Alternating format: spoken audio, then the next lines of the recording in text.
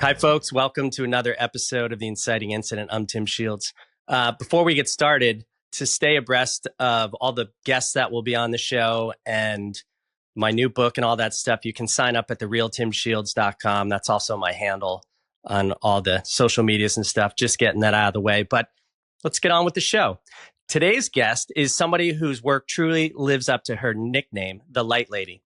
Michele Phillips is a transformational coach, speaker, and founder of Key Performance, where she helps people and organizations unlock their full potential. With a background in neuroscience, positive psychology, and energy work, Michele helps people and organizations rewire their habits, elevate their mindset, and live with greater purpose and joy. She's the author of Happiness is a Habit, and her client lists include major players like Verizon, Pfizer, and the PGA. Michele, it's a pleasure. Welcome to the show. Namaste. I'm glad to be here. If anyone saw me fiddling, I had you coming in like stereo. I realized I had two open windows. So it's on Spotify and Apple and YouTube and all that stuff. So, I always start the show with a similar question, and it's who were you, where were you, and did you have any idea what you wanted to do with your life when you were 17 years old? Absolutely not. So 17, oh my gosh. I had my first awakening in my late 20s. And for me, when I was 17, I just was following what I call the unspoken rules of society. And that was, I was expected to go to college, get married, buy a house, and have 1.2 children. And then in my late 20s, let me back up. I always knew I was a ham. I went to college for presentation, communication, but I had nothing to say. And in my late 20s, I found, it wasn't even called positive psychology. I found Brian Tracy in my late 20s teaching the psychology of sales, and I was hooked. And that's when I went back for my master's degree, and I found my career. My career found me, I should say. Yeah, I think you just have to keep following with curiosity. And you never could have known that major would have propelled you a decade later into what you were doing. Never. So what was this awakening, or what is the inciting incident for you? I got out of college and I got a job with benefits, which is what my parents encouraged me to do. And I worked at what is now Verizon Wireless. But back then, literally it was the brand new technology, and we had a lot of fun. And I did sales for them. And then I got into sales training. And Brian Tracy, he's old school. He had a class, Psychology of Sales. And it was like how the brain affects what we do. And I was so excited with that class. I remember going home with my VHS video to my husband at the time saying, we have to watch this video. And he said to me, I'm not in sales. I said, I know, but it's going to change your life. And that it just excited me. And, the universe is amazing. So, this happens. And then within 6 months, a woman comes into my office my office. I said, look, I'm so important. I wasn't that important yet. And she said to me, do you know where such and such is? I'm going to this new program at Fordham University. And I said, what is it? And she told me what it was. And I was like, oh my God, I need to be in this program. It was organizational behavior. And I called the woman who ran the program. And this is how naive I was, Tim. It was like Tuesday. And I said, I just found out about your program. I really would like to join. And she said, come to class on Thursday.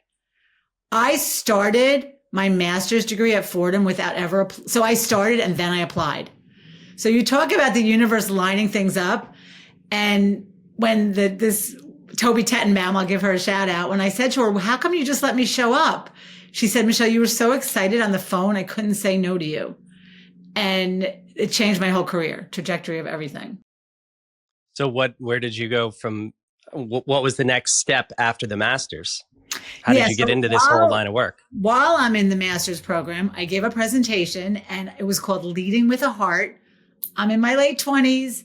I'm leading a group at Verizon. I'm a manager, but still pretty young. And a VP of another company was in my class, in my cohort. And she came to me at the end of class and she said, I want you to give a full day workshop to my executives. And I was like, okay. And I ran home to my husband. I said, I have to write a full day program. And so something in me was innate, when it came to emotional intelligence, energy, but I hadn't honed it or polished it. But I just kept saying yes. So I went to her. They had a corporate retreat back in the day up in Rhode Island.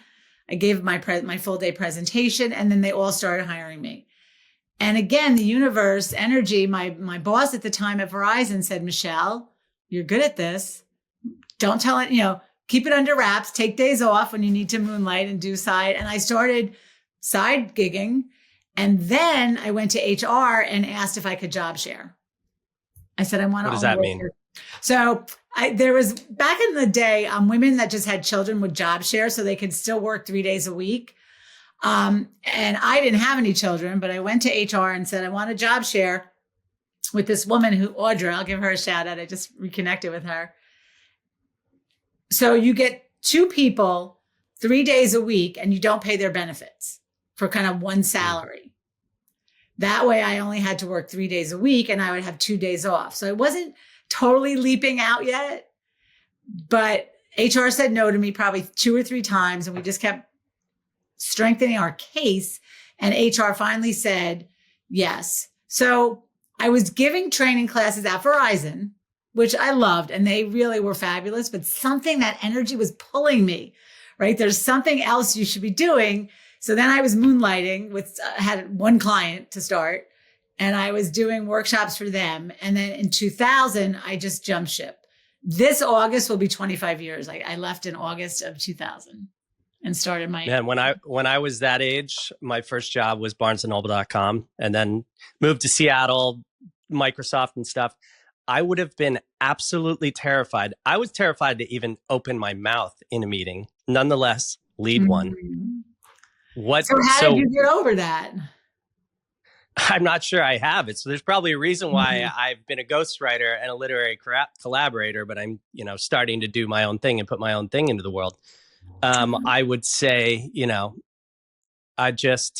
I think the biggest change in my life has been when I discovered Dr. Joe Dispenza's work and I started meditating. And then around 2015, I really kind of committed to meditation as a daily practice. And it's just like that little tiny 0.01 shift that you do every day. And you kind of, as he would say, you recondition your body to a new mind. Yeah. Is that pretty similar to what you're doing these days? Yeah. So it's interesting. So meditation was always the thing that eluded me because I have a lot of energy. I'm very familiar with Joe Dispenza's work, and, I do those longer bouts of meditation. I found what works for me, and everyone has something different, is 15 to 20 minutes, on a regular basis. So I don't hold myself to any ridiculous standard. And then what really calms me, I'm looking for a journal. I'm a journaler. Oh, me too. I probably have like 65 of my life too. on paper. If I show you my number, I'm on like 65 exactly. Wait, I'm going to email them when I get off the phone because I number them. But I color and I journal and I read books or I listen, and it's almost like a meditation to me that connects me to something greater than myself. So I use it in combination. Yeah. I actually, somebody who was released on the podcast today, she did a coloring book and I started coloring too. And then the beginning of this year, I bought a paint kit.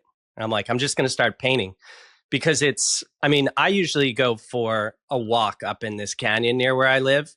And I ask myself the question, I put on music, and then I kind of go into trance. And it's that shutting down the thinking brain when all that information comes in. So it doesn't matter if it's a walk, if it's painting, it's coloring. Yeah, you lose yourself in the activity, which is so calming and, to me, satisfying, rewarding. Yeah. Let me ask you this question. So when you're in that kind of trance state, you're getting information? Is that kind of why you do it? I do it. I get aha moments, and that's to me, the journaling is kind of like the fitness for the mind.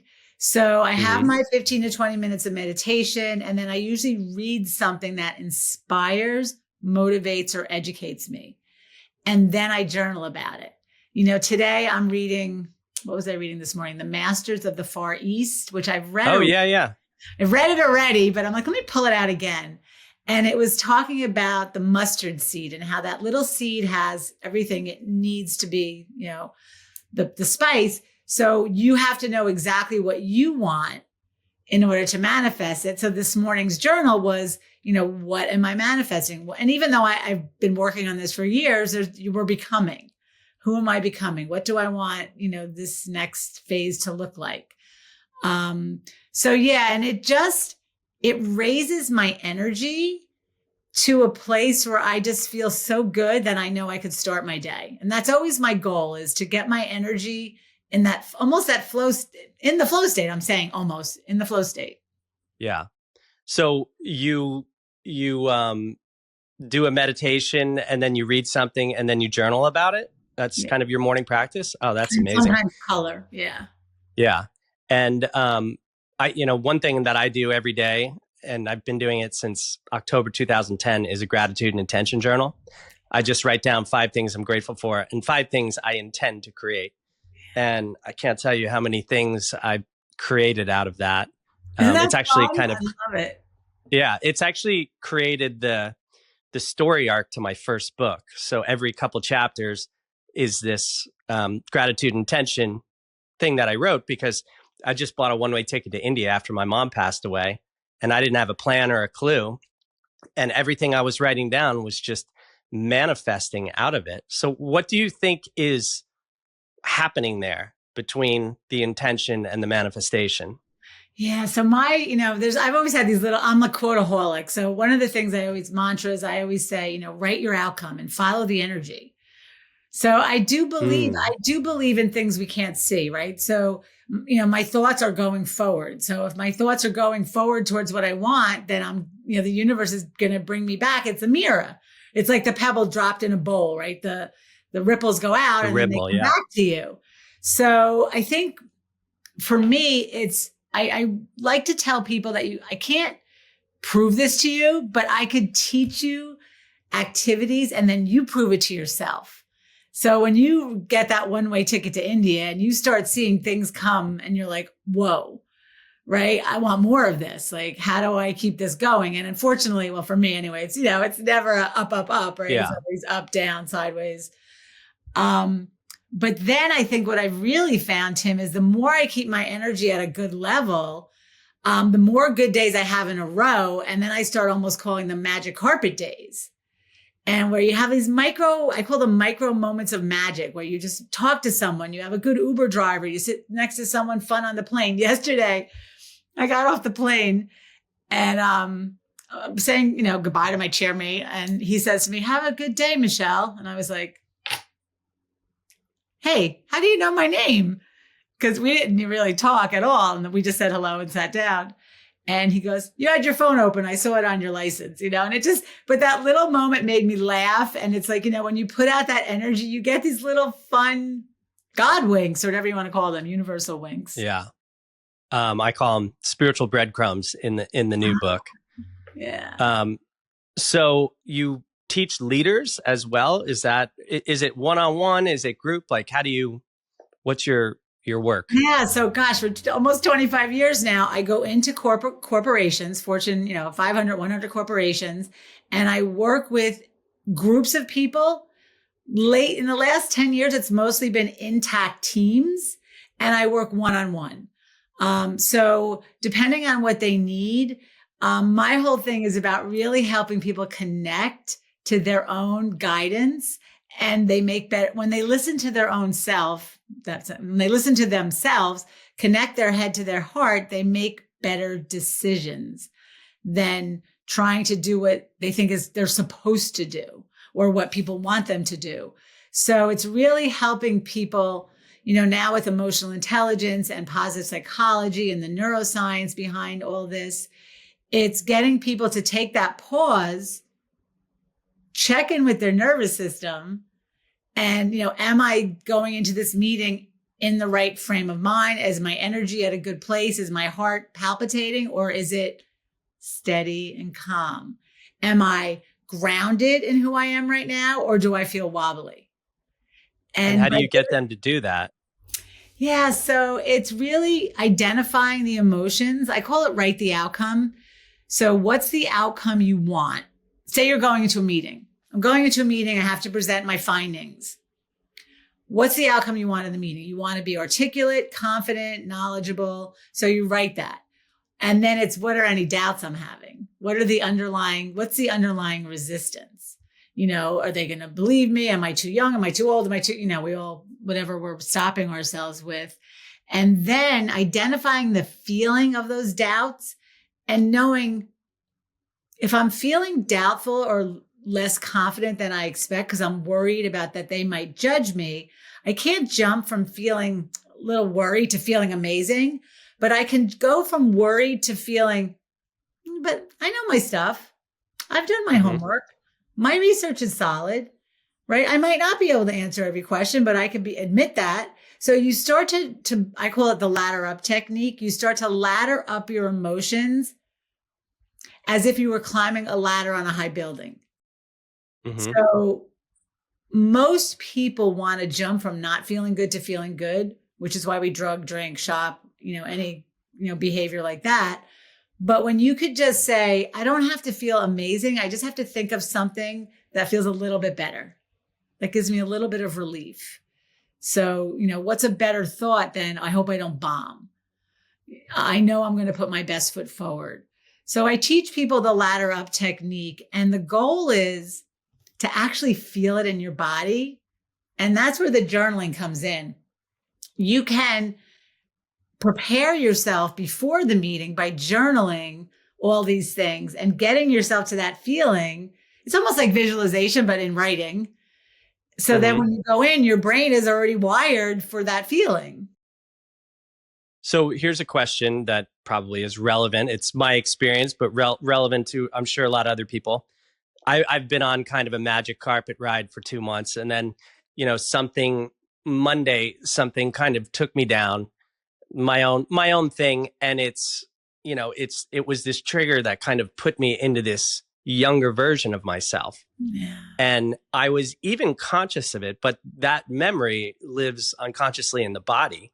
So how do you, and I even recognized the trigger. When I was younger, that probably could have taken me down for a month or something like that, but only a couple hours a day. But what do you tell people that when that trigger happens, how do you get ahead of it or, break the stallion? Yeah, that's so good. And I had that similar thing happen to me recently. And I love what you said about, a year ago, that would have taken me out for a month. Now it only took me out for a couple hours or a couple of days. So that's realizing your progress. The key is I always say negative is normal. We live in a polar universe, up, down, dark, light. You can't have all up, and all roses. So learning that the negative will come. I love the Jim Rohn quote, all good will be attacked. Right. So no matter what, anytime someone has something good going, someone's coming after it. And I think about it in my garden. Every time I grow my garden, there's always some little critter or bug trying to get in. Or just go to social media. Yeah, exactly. And get yourself feeling crappy. So it's really knowing that that's okay. And for me, it's knowing it's temporary. And for me, it's the optimistic spin. How can I spin this so I don't fall back and, give up? Yeah.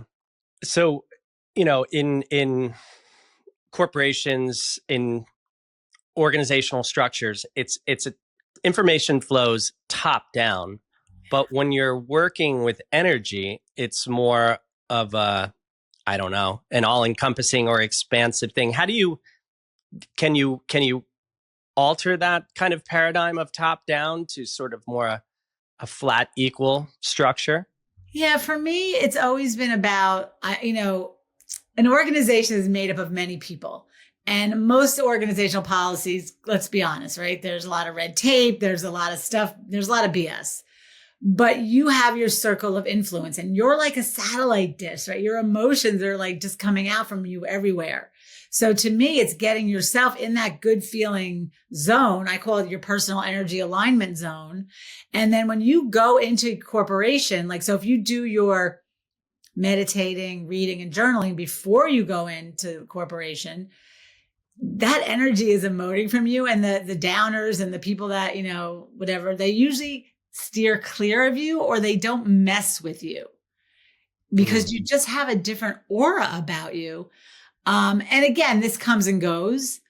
I call it in Spain, they have a saying called duende, and it's kind of like je ne sais quoi. That person has duende. It's a flamenco term. And I like to say I have the duende blende, and that's when my confidence and the universe is blended, right? And there's like this stable power. That doesn't mean it's going to last, but it means, you might last till you get to your desk and you get 50 emails that knock you off course, but then you know how to recalibrate yourself back. So it's that constant. And I think what happens with the recalibration and the laddering up is you recalibrate for a couple of days. I always say to my clients, you never go back. You never usually go back to zero, but you go up and you come down. You go up and you come down. You go up but you never crash. Sometimes we crash, but like you said, it's for 2 days or 2 hours versus 2 months. So how do you deal with those Debbie Downers in the corporation that they're probably miserable either because of maybe something at home or they're just doing a job and, they're I've had those experiences. They're just kind of sniping at you, like how do you put a little bubble around that? Or is it just you, whatever you called it, that blending, and you kind of make yourself impervious to that? Well, I don't think I'm not impervious. I'm a very sensitive person, but I try to look for the grace in them. I play, Pam Grout had this thing in her book, which I love, The Opposite Game. So when someone says, you're a jerk, really they're saying I'm hurting, and it makes me feel better to say you're a jerk. So you play, like, really what they're saying is what's the opposite of that? Because that's really what they're afraid to say. I'm feeling threatened. I'm feeling less than. I'm feeling competitive with you. But instead of, they can't say that, they're fearful. They say, you think you're full of yourself. Who do you think you are? When really the opposite of it. So I always try to say, what's the opposite?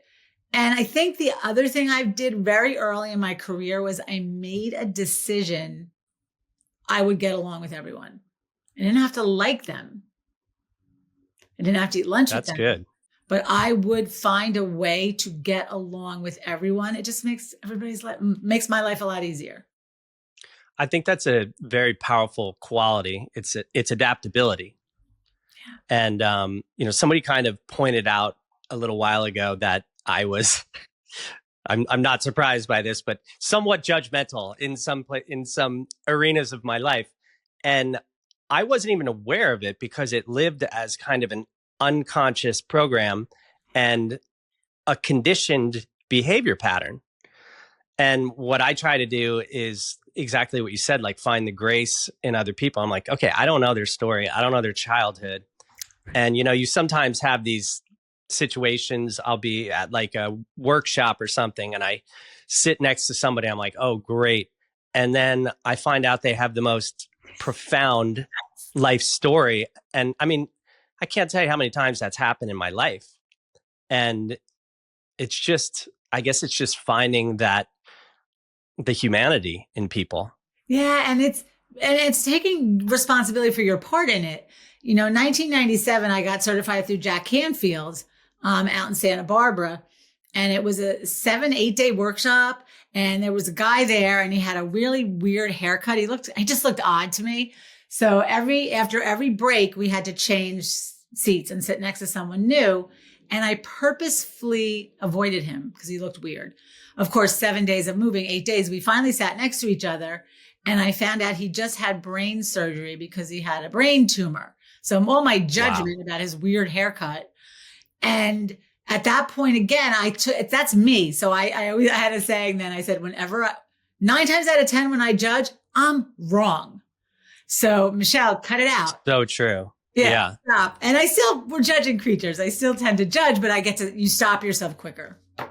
And it's a very humbling experience. It's like a bitch slap right up the side of the face. Yes, it is. So what do you think leadership is? To What me, defines a good leader? leaders, the first person you have to lead is yourself, and that's the thing that sometimes gets left out. I think people want the title, or they want the people under them, or the office, or the money. And then I work with leaders, and I say to them, how often do you meet with your team? Oh, I don't meet with my team. I'm like, well, then you're not a leader. So you have to have that propensity, for people to develop people. Leaders are leading. They're going first. They're developing people. You have to know where you're leading them. So I think before you open your mouth, what are your beliefs and where are you taking them versus what is the corporate, what does the company have hanging on the walls? What are your values? One of the great books on what's it called? Leading Out Loud. I have it on my shelf by Terry Pierce, is really about finding your own leadership voice, because before you lead, you have to know, and again, I got promoted very young in my career because I think I was naturally emotionally intelligent, and I had to figure it out on the job. I didn't know where I was taking people, but I knew I wanted the best for others. So I think that's a part of leadership too. Oh, that's a good one. And then connecting your head to your heart. It's, not just all what you think. It's what do you think and what do you feel? Yeah.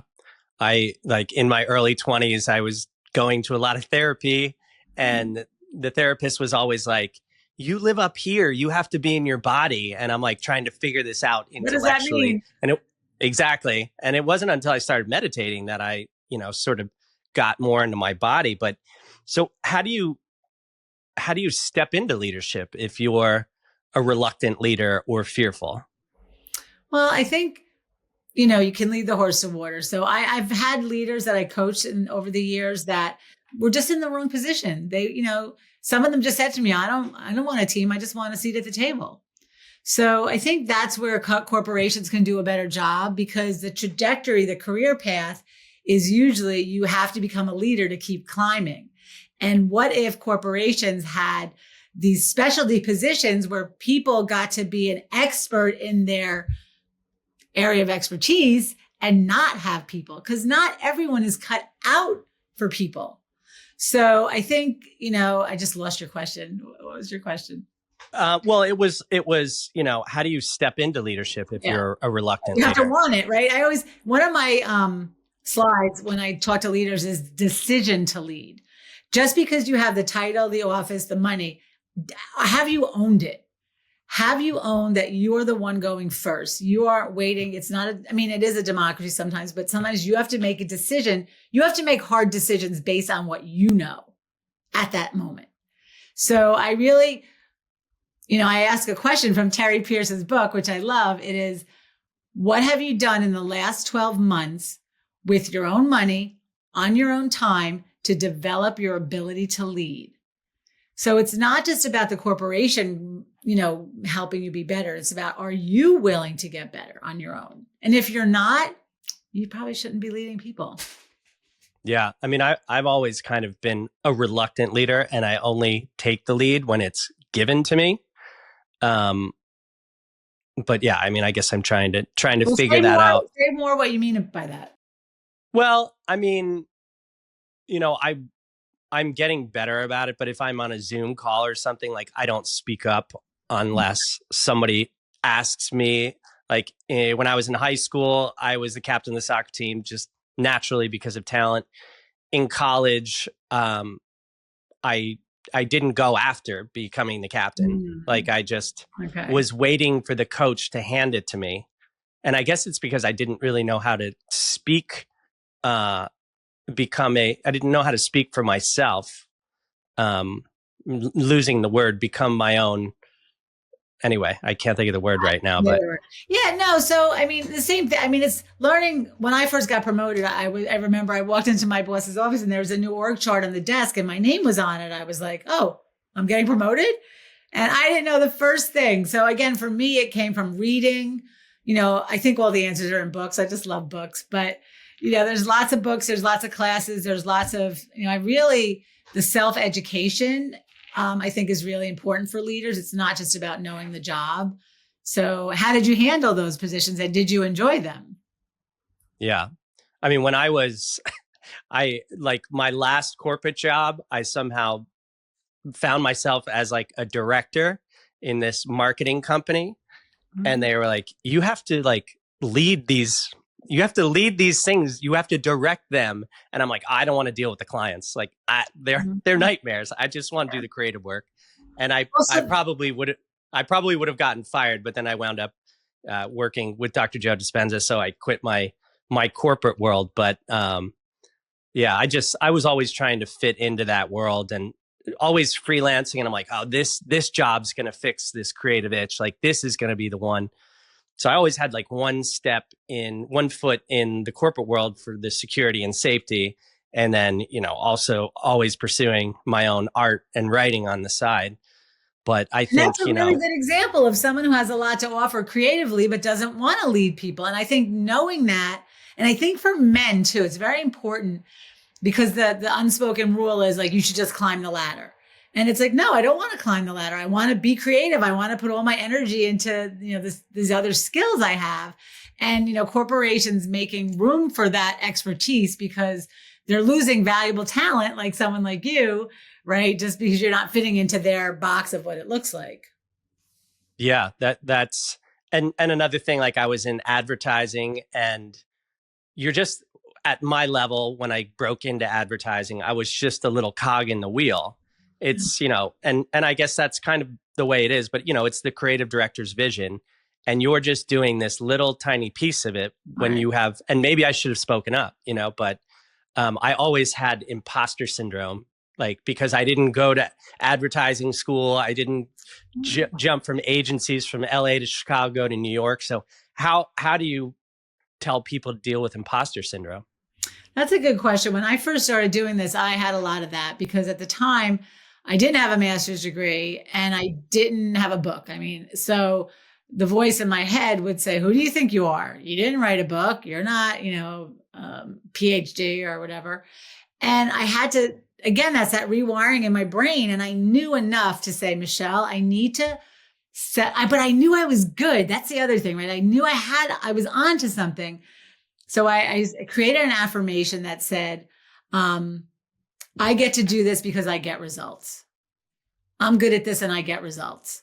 And it takes a while for an affirmation to sink in. But again, it can't be too big, right? Or then there's too much dissonance. But if it's something that I could say, I am good at this and I do get results. And then the more evidence you build for that, and for me, it was, just taking the step. And what's the saying? Fake it till you make it. It's like, no, fake it till you believe it. So I am the learning about the belief. So if there's something I want that I don't have, it's because I have a belief that's hindering me. So how do I change the belief? And again, oh my gosh, I've been doing this a long time, Tim, and it's constant, right? It's always, what am I working on today? I'm a self-help living test woman. But it does work. So that's what excites me so much. It's looking for the evidence for what you want, not what you don't want. Yeah, I love that you said fake it till you believe it, because an affirmation on its own is just empty words, but it has to become embodied. And once it becomes embodied, that's when you shift your energy. And that's when that energy interacts with, I said in this new book, like when you're in alignment with your mind, body, and spirit through right actions, right thinking, right feeling, and right language, that you become like the boring machine and matter conforms to your will. But it's the energy interacting with the field or the universe or whatever you want to call it that begins to reorganize your external reality. But it always starts on the inside. Yeah. And that takes me to another question. You weave together neuroscience and positive psychology into your work. So what are a few of the key insights from those fields that have transformed the way you coach? So much. Positive psychology. What is that first? Can you define that? So it's real fun. I remember the day I was sitting in a coffee shop. Martin Seligman is out of the University of Pennsylvania. And I want to say Seligman or Selig? Seligman. Okay. Somebody in different. 1998, which to me is not that long ago. He's a psychologist type guy, researcher out of the University of Pennsylvania. He spent his whole life on depression, bipolarism, schizophrenia, all the maladies, all the things that could go wrong with a human being. So in the late 90s, he said, what research do we have on happy people? Like, what do we know about them? And there was absolutely none. We had done no research. Isn't that crazy? So for all these decades and centuries, whatever, all we did was study everything that can go wrong with the human being. So that's like the medical system. Yeah. Just treat the symptoms. But like, what does health look like? Yeah. What does happy look like?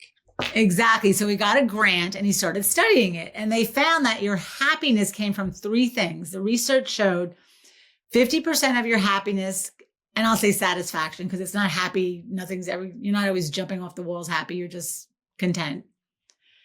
50% came from your genes. Your parents gave you the genes, no choice in that matter. 10% came from your circumstances, where you live, what you do, who you're married to, if you're in a relationship or not. 40% was in your daily intentional activities, your beliefs and what you do, the actions you take. So to me, 50% is in your control. It's what are you believing? What are you thinking about what you're believing? And then what are you doing? And I think on your website, I love that. It was like, you're going to dream it and then you're going to believe it, but then what are you doing? So those daily intentional activities raise your levels of happiness. So positive psychology has proven that when people do activities, mentally, physically, spiritually, emotionally, in these core areas on a regular basis, they feel better. And when you feel better, you're more confident, you're more fun, you're more, everything. So the positive psychology research was coming out. Also, that thoughts almost had a weight. Like a positive thought was equal to, let's say, a weight of a feather, and a negative thought almost equaled the weight of a stone. So just to be even, you had to have 3 positive thoughts just to even out 1 negative thought. Yeah. So the research, Go ahead. Yeah, the research just started proving that the way we think is building these spiritual or positive muscles that are giving us our outcomes. Yeah, I had to work very hard to break those negative thought loops. I remember driving around the back roads of New Jersey one time with my sister, and she's like, do you ever listen to what you actually say? Because I was always like, I hate this, blah, blah, blah, that person. And she's like, when somebody asks you how you're doing, they don't want a litany of all the ailments and things that are going wrong with you. Yeah. Even if you feel that way, just say, I'm doing great. Yeah. I mean, maybe if it's a close friend and the conversation dictates that, but yeah, it's crazy kind of when we relearning, because most of us have been, it is relearning. Yeah, we haven't been taught that. I wasn't taught it. Yeah, well, I mean, we grew up in a very different time. There is a lot more information and science, and I can't believe nobody studied happiness until 1998. That's the craziest thing you ever heard. Yeah. It's almost like we've been conditioned into misery. Well, they say the earlier generations just assumed life would be hard. And every generation has worked really hard to make the next life easier for the next generation. Yeah. I mean, I think, I sort of talk about this in the new book, but it's, if you imagine a DNA strand and there's 2 spirals, and it's like your mom and your dad, what are these negative things that, came in? Yeah. And it's like that's your descent into your humanity through that DNA. But there's also an energetic aspect of it too. And I think we're probably one of the first generations to kind of address that, because I think generational trauma is just unprocessed energy. Yes. So it's like when we move into healing all of our shit, I mean, who knows how that affects past and future timelines, because all of time is happening right now. But yeah, I think that's a pretty big part of what everyone needs to do, is to heal themselves before they. Yes. I'm sorry, I'm cutting you off. For me, it's that's it. What's the energy? How am I feeling? I always say to my clients, how am I feeling right now? And am I happy with my results? Because I can't go back and change yesterday, and the future hasn't happened yet. So for any reason, I'm not feeling good right now, and I'm not happy with my results, it usually and I'm not bleeding and the sky isn't falling. It has to do with what I'm thinking. So it's that constant rewiring. But what's so exciting for me is that I've been doing this so long, it works. Your spiritual thinking muscles, neuro, whatever you want to call it, they get stronger, you get better, and your results improve. So was there ever a time where you were not, happy and chipper? Did you have to rewire your brain to become who you are? Every single day, I'm still doing it. But I think it definitely is easier. I have had so many ups and downs in my life, just like anybody else. And, but did you always come at them from a positive thing, from a positive place? Because I always brought the negativity to these things. That's a good point, Tim. I think I was unconsciously positive, but I didn't really know how to manage it. And then I also had a really bad temper. So when things didn't go my way, I yelled, I screamed, I threw things, I ran someone off the road. I got run off the road. I mean, I was a crazy woman. So that's East Coast road rage. I have a little bit of it too. So that energy, when I learned that I had control, I was like, what do you mean I have control over this? I was like, I do not, this is, and then I was angry that I learned that I get to transmute my energy. So what do I want to do with this big ball of anger? Do I want to just keep adding fuel to the fire and, or do I want to look at this another way? So again, the learning over the years has really helped me say, what's the outcome I want? I want to write my outcome. I don't want to be, thrown around by the wind. The outcome I want is if I'm in traffic, I just want to get where I'm going and be calm. If, I went through a divorce, heartbreak, and at the time I wrote my outcome. I said, I want a spiritual divorce. My husband at the time was like, what is that? I said, I don't know. I just know we loved each other and there's no reason we should hate each other. So even though we're both sad, it was the hardest time of my life, but I knew that I still got to write the outcome. So that's the difference, I think, between that. And that's the research too. Positive, optimistic people versus pessimistic people. When something happens, and this is the research, when something bad happens in an optimist life, they define it as temporary and specific, meaning this too shall pass. And it's just, this one day or this 1 year, 1 month, where a pessimist defines it as always and universal. So, but the beauty of learned optimism is, optimism can be learned. Yeah, that's when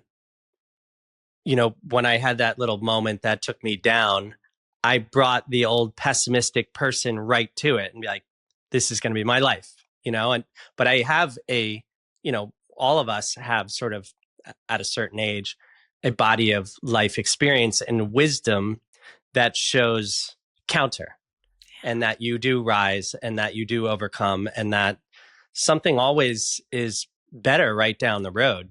I mean, I started doing this, I don't know, decade, 15 years ago, I don't always do it, but I'm starting to remember again, like if something bad happens or it's not a desirable outcome, I just say, all right, show me what's better.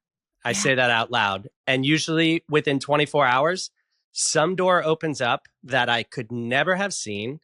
And it takes me to a whole new, better path and more opportunities and stuff like that. So I think that's very important what you're saying, bringing the optimism to it. And it's, it's kind of a cliche, but it's not like life is happening to me, it's happening for me. So what is this situation teaching me?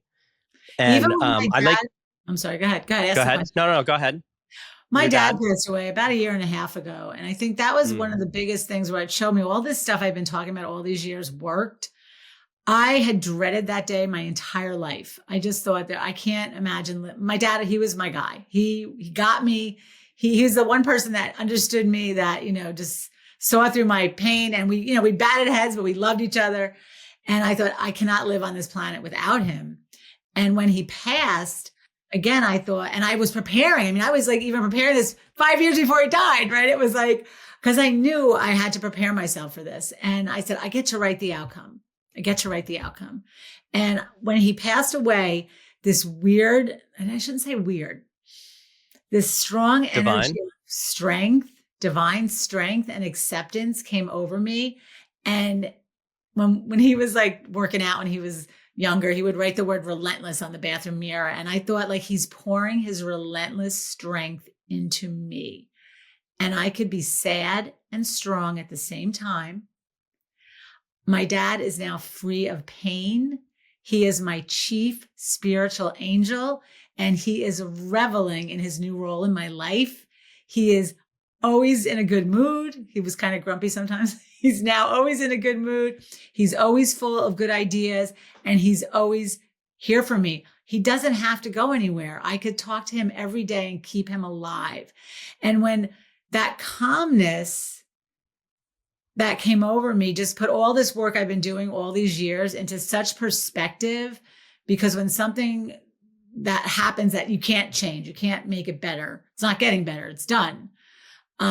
It just really brought all my work together to say, yeah, thank you. Thank you. I'm so grateful I have been practicing this work because it works. Yeah. And how do you still communicate with him on a daily basis? And does he give you certain types of signs and stuff like that? Yes. I'm always looking for the signs. I'm always talking to him.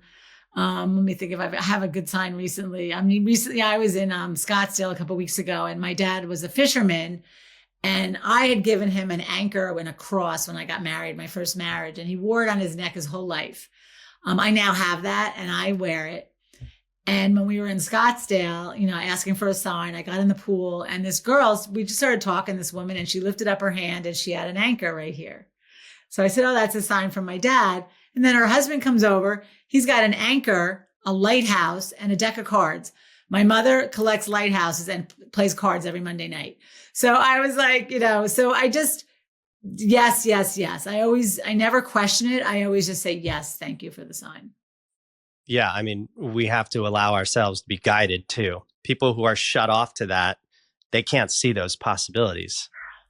Something that you said, and I like this when you were talking about write the outcome. The message beneath that is you always have a choice. And the only thing we actually have control over in life is our choice, how we react to something, right? Definitely. It's, someone that I was coaching took a job in another city and it didn't work out. So she was, in 3 months in, she's like, I bought an apartment, I furnished it. This is such a big mistake. How am I going to come back? And, after this big, huge failure, I'm like, no. You get to write the outcome. How you re-enter is on your terms. So if you come with your head high and your shoulders back, I went out there, the culture wasn't a good fit for me, and I made a confident decision to return. Simple. How you handle it is how everyone else will respond to it. If you come back, oh my God, I wasted my time, I made a bad decision, then everyone goes, oh, poor you. So it's wrapping your head around writing your outcome. With my divorce, I did, we're going to have a spiritual outcome, and my now forever husband and my first husband are good friends.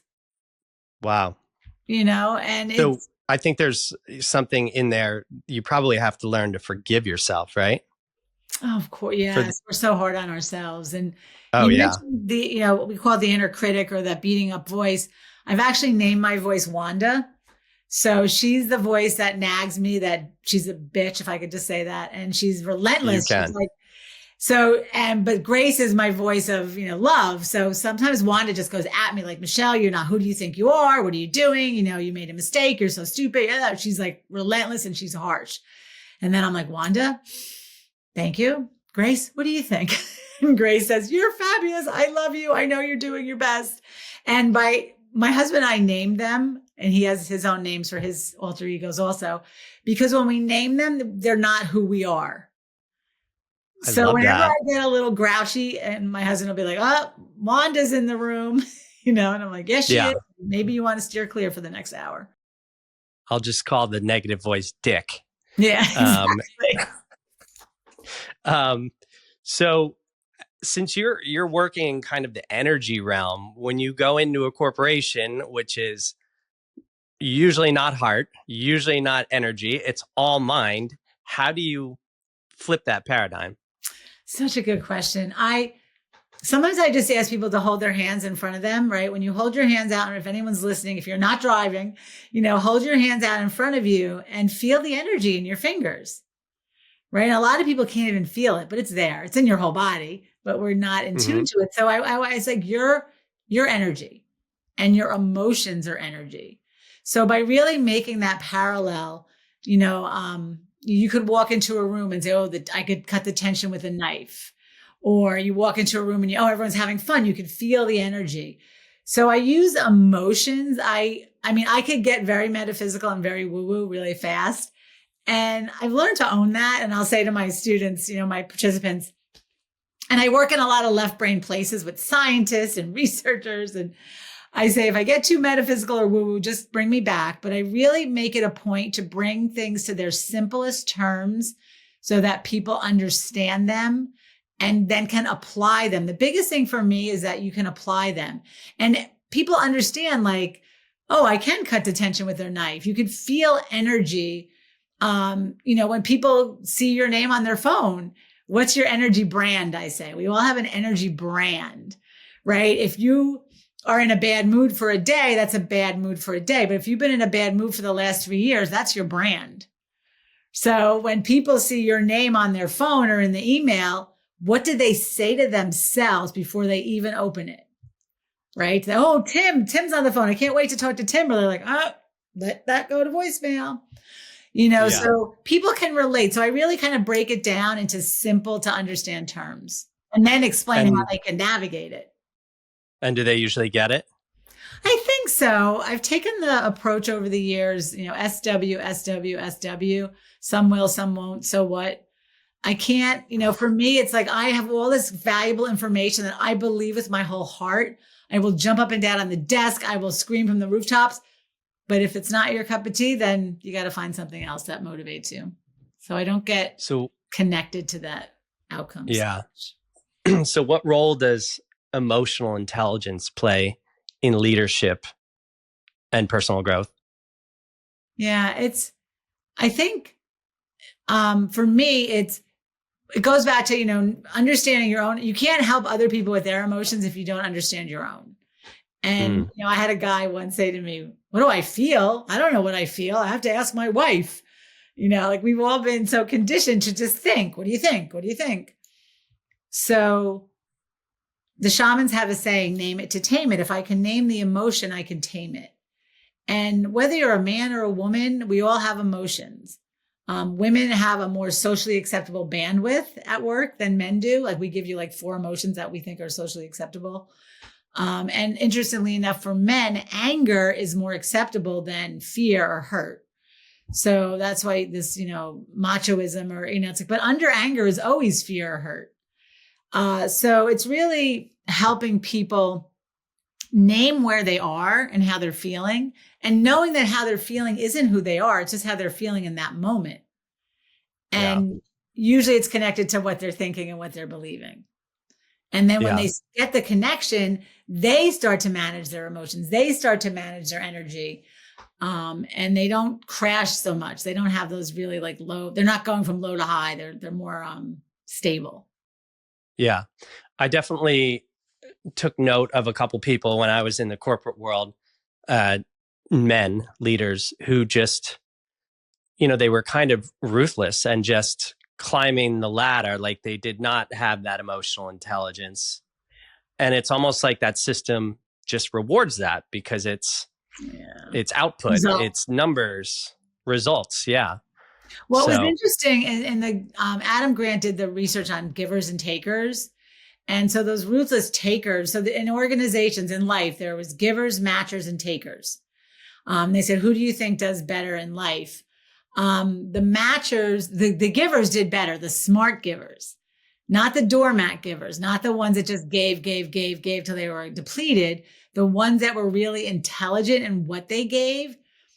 And they found that the takers, or the ones that were ruthless, the higher they got, the more people wanted to take them down. Whereas interesting, givers, that makes sense. People want to lift the givers up and they want to take down the takers. Wow. I guess that led me to another question I was going to ask you. How do you tell the difference between inspired actions and manipulating outcomes? I don't know. That's such a fine line because, Well, I think you have to know your intentions, but you don't Yeah. always know people's intentions. So what I always tell people is I only have control over me. So if I say, Tim, I think you're doing an amazing job, you could say to yourself, what does she want? Or you could say to yourself, does she really think I'm doing an amazing job? It's not my responsibility how you receive it, but it's my responsibility that I say it with sincerity and authenticity. And if I deliver, I ask you what I want authentically, most people can feel that. We're all a bit selfish and we all want something, so it's realizing that selfish is also in all of us. I call it wise selfish. Without, I don't have to take you down to get what I want, but if I help you get what you want, you'll help me get what I want. So the manipulators, I feel like, the more emotionally intelligent you are, the more you see through them like so fast. And they just, they start to leave Yeah. you alone. Yeah. I have a friend who just cannot, he's so open-hearted, but he just is the worst character, like judgment of character. I'm like, no, you don't want to do business with them. Like, do you not see all these red flags happening? So I think what one of the most important things you're saying is, we have to get back into the feeling center of our heart, because that's how you move successfully throughout the world. And right now I think it's changing, but there has been a huge disconnect between the heart and the mind. We've basically been programmed into, this logical, linear thinking, but the heart can alter outcomes, shift timelines, whatever you want to, terminology you want to use. And getting into the heart when you're dealing in those situations and wondering whether somebody's manipulating you or whatever, you have to trust your own inner feeling guidance system, right? Totally. And I think, we are at an age of awakening, right? So I say people are awakening and people are trying to keep it the way it was. And, I think that, things like these conversations are so necessary for us to, because we're evolving, whether anybody wants to go or not, we're going. So do you want to go kicking and screaming or do you want to have fun? So that evolution of, the head heart connection. And that's what's so heartwarming to me is that corporations, I'm doing this in corporations all the time. I'm doing mindset workshops. I'm doing, I speak from the heart. That's the only way I know how. And it's becoming more and more popular, more and more in demand. And so what I say is I look for the believers in organizations. Not everybody's a believer, but there's always pockets of people and leaders that truly get it. They get that it's not, me versus you. It's all of us together. And, how are we going to make this happen? So I can't stop talking about it. I can't stop reading. And it's just, I take it as a buffet. I'm like, I'm putting out all this great information. If you want to come, we're going to have a good time. If you want to kick and scream, but realizing the awakening and the heart-centered leadership is not a fad. It's not out of date. It's here and now. And if I ask people, what's a leader you admire? People usually give more heart-centered leaders, right? That's the, you get the JFKs, the Gandhi, the, Martin Luther King people, Jesus Christ. I mean, these are all people that had a serious message and they were going with or without you. Like here's what I want because my whole heart is in it. And if you're coming, like, let's go. I keep saying, the people who are fighting to maintain the old world are having a really hard time. And the people who are creating the new world, doors are just opening to them. And I said this on sort of a Zoom call I was on recently. And this one woman said, really? Because most of the thought leaders I know are having a really hard time. And I thought about it for a day or so. And I was like, okay, well, are they in maintaining what they're doing or are they in creatorship? And the thought leaders that I know who are in creatorship are crushing it. But there's other people who are just maintaining and not evolving. And, they're trying to write this, like the times are moving on without them because they're stuck in some sort of their own work or thought paradigm or something like that. Yeah, and it goes back to, the Gandhi quote, which I love, like become the change you want. Again, I would say these things are cliche because there's deep wisdom in them. I can't Mm-hmm. go out and change other people, but I can get myself into that good feeling zone where I know that when you come into my space, you will leave feeling better. And that's to me that heart-centered leadership. It's not about what's in it for me. It's about, yeah, I want things in life, but I want to know that if you come into my energy field, we're going to both go up together. Right. And that's, a personal commitment versus a global, I heard another great quote. I'm not here to save the world. I'm here to savor the world. That's a good one. Yeah. I like that. So tell me about Happiness is a Habit, your book. So Happiness is a Habit was born out of my dark time when I left my first marriage, and the market had crashed. So I had no money, no work. I was living in my girlfriend's bedroom. And I realized what kept me sane were the habits I had created before the rug got pulled out from under my life. I had a really strong workout routine. I was healthy. I ate really good foods. I had strong, support system in my life, good music. I remember making a playlist called Stay Strong Girl, and it was every affirming woman song from Helen Reddy to Alicia Keys.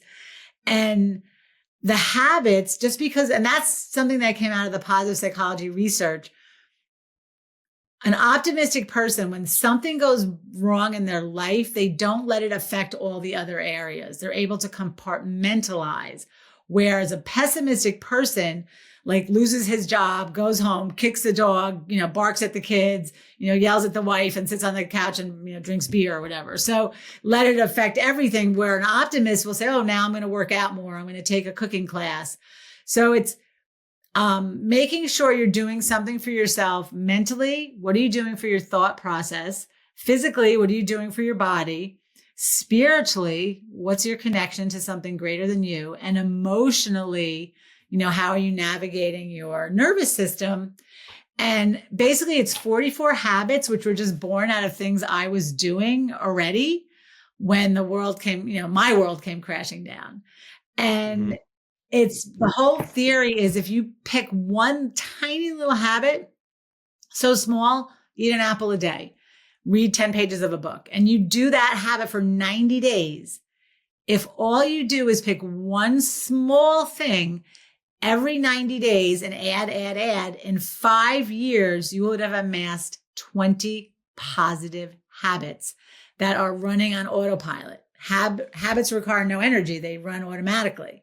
So you start amassing all these really good habits that are just like clockwork in your life. I love that. What's like the top 3? Oh my gosh. One of them that I just coming to my mind is guiding your thoughts, right? I just opened to this. Take responsibility for your energy. I really needed people to take responsibility for the kind of energy they brought to me. So, you're molding the energy. You're a magnet. So when I come into your space, I need to make sure I don't have to say, well, what's Tim like? I have to see, where am I? And take responsibility for the energy you bring into every situation. Guiding your thoughts is one of my favorite ones, which means it's constantly that when the negative voice goes in, say, thank you for alerting me, but we need a better thought. But beat it, Wanda. Yeah, exactly. Yes, beat it, Wanda. And, oh my God, mastermind. I talk about mastermind, visualization, having the clear vision. That's a big one. Listen to audiobooks in the shower, I say, because, get an audible.com account and educate yourself. Yeah. Every time I got sort of laid off, or a freelance job ended, or fired, which happened a few times, I would always be like, yes, like, I'm just going to work on my book and all that stuff. But of course, it always brought on a little bit of stress with the finances. So if you could share one message with leaders, what would that be? You have a lot of influence. As one person, you have major influence. And I think in a big company, they think, oh, how do I make a difference? You make a huge difference. One of the sites I work at, they had a leader for the last 4 years who was amazing. He just left for another opportunity, but his legacy lives on. He was one person in a giant global company, but he still made a huge impact. So never underestimate the impact and influence you have over the others in your life. Wow. And that comes down to mastering your energy. Yeah. I think, something that you were saying earlier about being a leader and then them coming into your sphere, you are guiding these people, but you're of service. It's really, when you're at that level, you are of service. You have to remember that. I want you to be having fun. I want us all to be having fun and enjoying this ride here right now. Exactly, because I've been in a lot of miserable jobs. But where can people find you? Yeah, so I have a landing page right now, energizeyourresults.com, and that will lead you to my sites, my social medias, all the different things. So energizeyourresults.com, my book. I have a new book coming out. It's done. I'm just waiting for the layout people to tell me when, but that is called Energize Your Happiness. So please connect with me or get on my mailing list to know when the next book drops as well. Awesome. Well, it was such a pleasure to chat with you. Thanks for sharing all your wisdom. I'm sure our paths will intersect at some point in the future. I certainly do hope so. Thank you, Tim. This has been an energizing and fabulous conversation. Well, I get a lot of energy from these conversations as well. So thanks for listening, folks, to The Inciting Incident. Again, please sign up for the newsletter at therealtimshields.com. Have some really great interviews coming up that I think you'll really dig. Until next time, this is The Inciting Incident. I'm Tim Shields.